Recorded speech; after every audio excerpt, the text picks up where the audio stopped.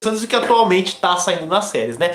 Mas vamos lá. Capuz, The Hood, apareceu a primeira vez, de certa forma recente, tá nos quadrinhos da Marvel, em 2002. E ao contrário que a série quis flertar com Dormammu, com o Mephisto, né? O The Hood, né? O Capuz, que é o Peter Robbins, se não tô enganado o nome dele, é isso mesmo. Ele fez já contratos com o Dormammu, tá? Nos quadrinhos, assim, eu não me lembro do Mephisto, provavelmente deve ter tido. Eu não li muito sobre ele, no caso. As orientações estão bloqueadas, girar dispositivo. Como assim girar dispositivo? Enfim, em todo caso, galera, o que acontece? Ele é um personagem que apareceu em 2002, ele se envolveu num assalto, roubou um certo guerreiro místico, alguns dizem que era um demônio, digamos assim, e roubou o capuz que dá os poderes mágicos pra ele e umas botas especiais. Ele conseguiu magia através disso, depois com o tempo foi treinando e criou uma gangue mais nichada, mais pequena assim. Por quê?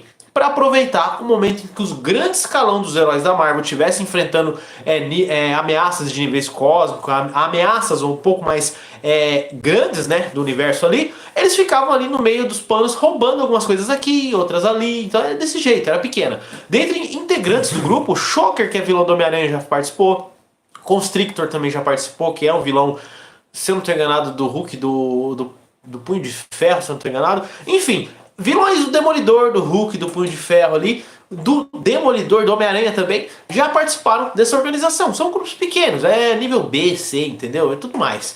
Mas é um bom exemplo de você pegar vilões e colocar no universo mais urbano da Coração de Ferro. E a Hayley Williams da Coração de Ferro, vocês já sabem, é mais recente, 2016, com inspirações do próprio Tony Stark. Tudo bem que ela roubou coisas do MIT nos quadrinhos também, para construir sua própria armadura. Ela é um gênio também, tá? Ela não é só meio... A série não tá mostrando ela como ela deveria ser como gênio, tá? Um desrespeito à personagem.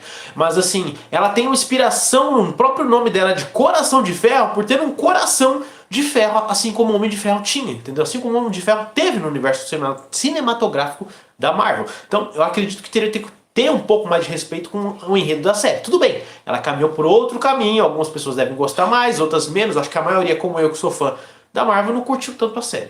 Mas em todo caso, a criação da personagem nos quadrinhos é muito interessante, porque foi um período em que o Tony Stark estava ausentado como Homem de Ferro, ele estava meio que inutilizado. No cinema a gente já viu que já foi de raça pra cima, mas deram jeito de voltar ele como Doutor Destino.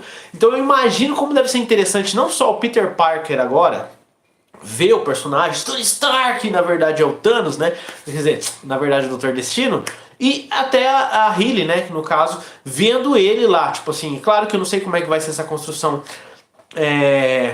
até o desenrolar de outros filmes da personagem, tendo aquele devido respeito que ela deve ter com o próprio Homem de Ferro, entendeu? Não só dizer que ele conseguiu tudo porque é rico, porque naquele buraco que ele estava internado, preso lá, ele fez uma puta de uma armadura, o Mark I, que nos quadrinhos ficou por muito tempo sendo a armadura principal do Homem de Ferro. Muito legal, galera, tá certo a live aí, então um negócio aparecendo aqui pra mim que eu não tô entendendo nada. Deixa eu ver, deixa eu ver, deixa eu ver, deixa eu ver, deixa eu ver, deixa eu ver... Deixa eu ver... Deixa eu ver... Eu não acredito que tem que virar a tela. Eu não acredito que tem que virar a tela, velho. Sem brincadeira.